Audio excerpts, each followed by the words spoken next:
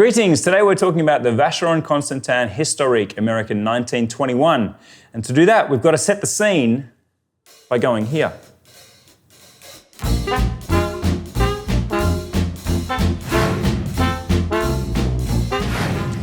But to understand this watch, we have to understand the era. And these are my favorite days at Time and Tide, when we get a chance to really go deep on history and learn not just about a watch, but about the era that it came from. And that was the 1920s. Now, the 1920s were kind of like a happiness sandwich.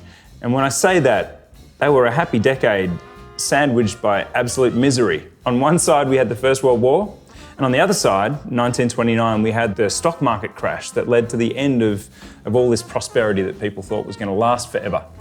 People were happy. Designers were free and unfettered in their designs.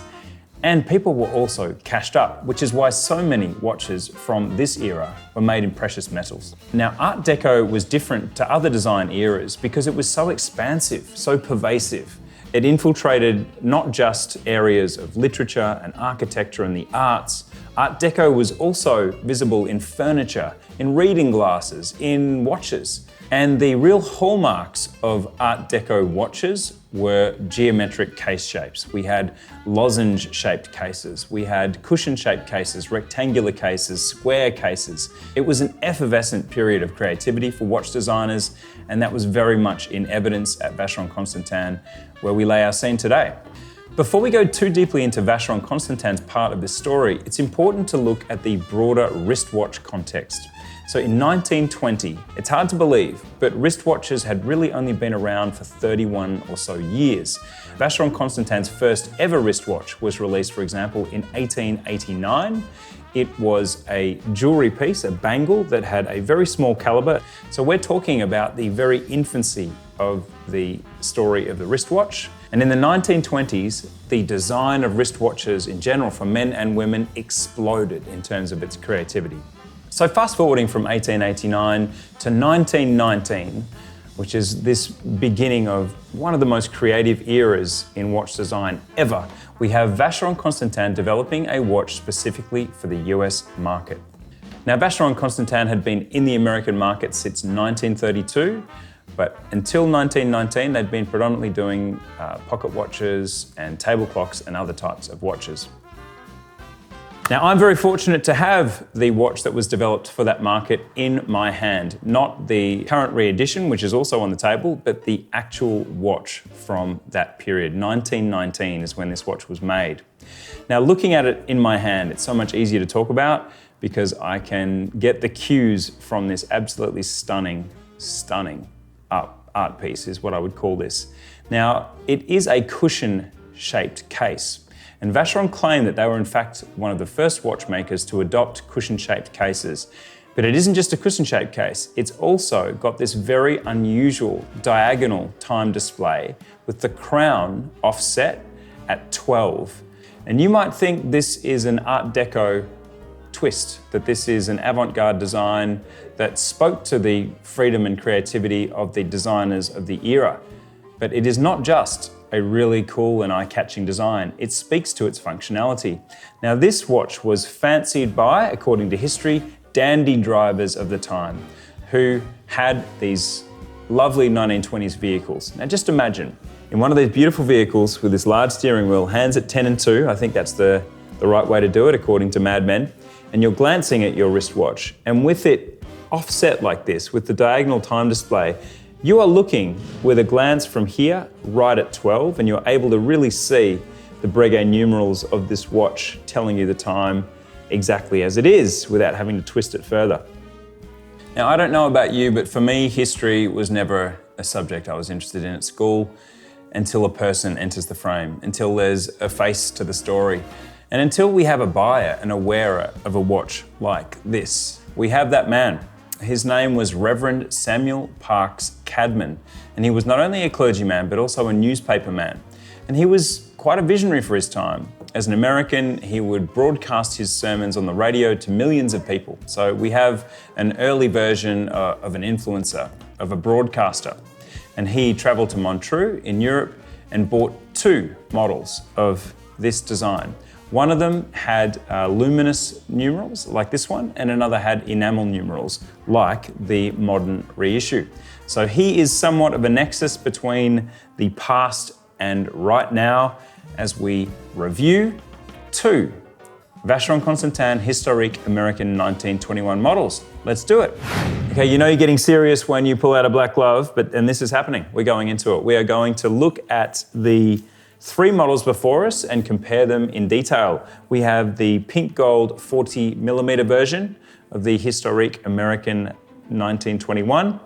We have the white gold 36.5mm version. And then just really for integrity, for history, we have the 1919 version here. Firstly, materials. The 40mm version is in 18 karat pink gold. The 36.5mm version is in 18 karat white gold.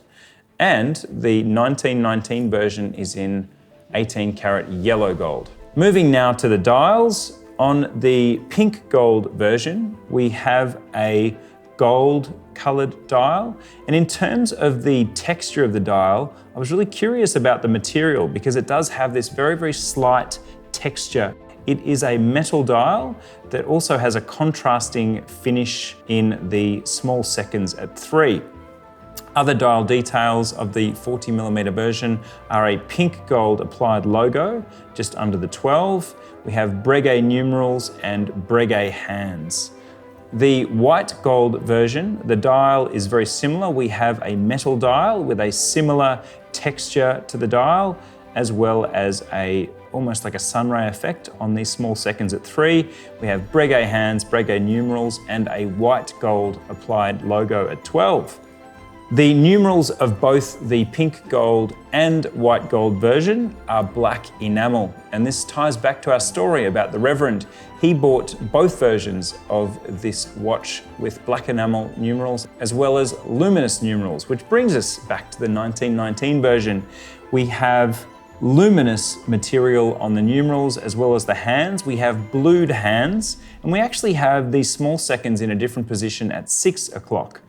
The dial material is also different. It is enamel. I have to say, all of these features are preserved staggeringly well in this piece. It is an absolutely beautifully preserved piece. Moving on to the single biggest predictor of watch feel on the wrist, it's the all-important lug-to-lug measurement. Now, the lug-to-lug of the pink gold version is 46mm, which is well within that 50mm Goldilocks zone. And as you can see on my wrist, very comfortable, wears very flat on the wrist on account of its slim height, which we will get to. The 36.5mm version has a lug-to-lug distance of 41.8mm, and the 1919 version has a very petite 37.9mm lug-to-lug. In terms of weight on wrist, the pink gold version is 86 grams, the white gold version is 63, and the yellow gold version from 1919 is just 38 grams. Now, in terms of the caliber of the two modern versions, it's the same. It's the caliber 44008S, which has 127 components. Both watches have a delightful open case back, which reveals a movement with Côte de Genève stripes and an escapement ticking away there at around about 5 on this adjusted dial. Meanwhile, the version from 1919 had the RA11 movement, which was called the Nouveau Amérique caliber, which was a reference once again to the fact that this was created for the American market. In terms of case height, we have a height of 8.06mm on the pink gold version, 7.41 on the white gold version, and 8.8 on the vintage piece, which is also taking into account the raised glass of that face. Now, given that both the white gold and pink gold modern versions have the same caliber, they also have the same power reserve of 65 hours. They also share a water resistance of 30 meters. Thank you so much for watching Time and Tide. Tell us what you think of these watches in the comments. Tell us what you think of this style of video. We look forward to seeing you again soon. Thank you very much.